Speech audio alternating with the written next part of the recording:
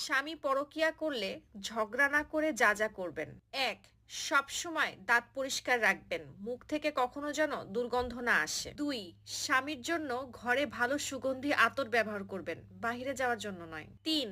বাহিরে বাজারে চুল ঢেকে যান, কিন্তু ঘরে স্বামীর সামনে চুল শ্যাম্পু করে ছেড়ে রাখবেন। যেভাবে চুল ফুলিয়ে রাখলে আপনাকে সুন্দর দেখাবে সেভাবে রাখবেন, যেন আপনাকে দেখে আপনার স্বামী অন্য নারী থেকে মুখ ফিরিয়ে নিয়ে আসে। নাম্বার ৪. বাসায় এমন পোশাক পরবেন যেন আপনাকে দেখে আপনার স্বামীর মুখে হাসি আসে এবং খুশি হয়। নাম্বার ৫. স্বামী যেভাবে ডিমান্ড করে সেইভাবে সাজুন। কোরআন বলেছে, স্ত্রীদের জন্য হুকুম, স্ত্রীরা স্বামীকে খুশি করার জন্য ঘরে যেভাবে খুশি সেভাবে সাজতে পারে। নাম্বার ৬.